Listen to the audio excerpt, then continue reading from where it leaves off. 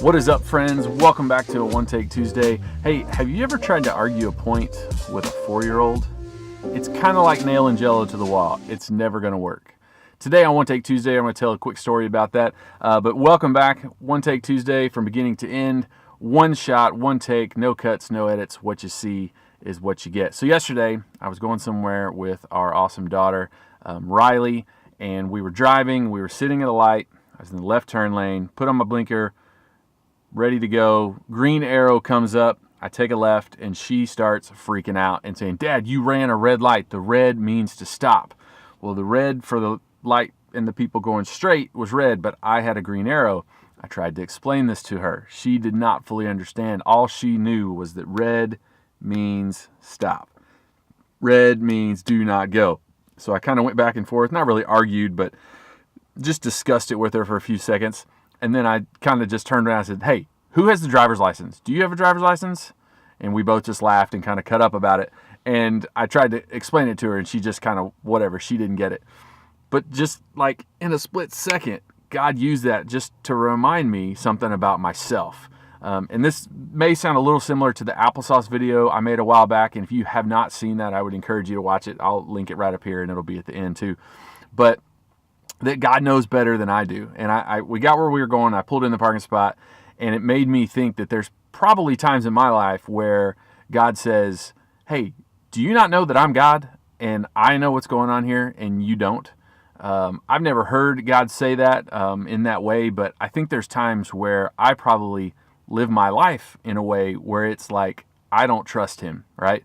Where I know how I'm supposed to live. I'm supposed to love my neighbor. I'm supposed to love other people more than myself. I'm supposed to spend time in his word and have him number one of all my priorities of everything in my life. But I know there's times where I don't live that out. I know there's times where I put other things before him. And it's, I'm not arguing with God verbally, but I think in my life I'm holding on to things that I'm not giving over to him. And our pastor talked about that this past week in church. That sometimes we hold on to things that are really near and dear to us, and we say, "God, you can have everything else, but not this. This is mine. This is mine, and I'm not going to let go." And God encourages us to open-fistedly come to him and just say, "Okay, God, this is yours." Whether that's a person, a situation, a job, our life, whatever that may be, God wants us to fully trust him. And I don't know if we frustrate God, but I can just hear God kind of saying the same thing that I said to Riley. Who has the driver's license here, right? Who is God of everything? Who is God of the universe? In the book of Job, we have this interaction between God and Job where all these things have happened to Job, and he never blames God, but he kind of questions, and God shows up to answer these questions, and he starts asking Job questions, and he's like, "Man, you better get ready because I'm about to question you." And he says, "Where were you when I laid the very foundations of the earth? Where were you when I created the mountains? Where were you when I did all of these things when it pertains to creation? And do you know how big the universe is, Job? No, you don't, because I made it, and I'm God, and I hold it all in the palm of my hand." And so just in that little moment, kids can teach us so many things, but in that moment I was reminded that I may not verbally argue with God about things, but I know that I probably live my life in a way where I kind of say, "God, no, I know better than you. I know what's going to be best for me." And God says, "Yeah, you know some things, but you don't know anything." And God wants us to open up our hands and let him have everything and to trust him.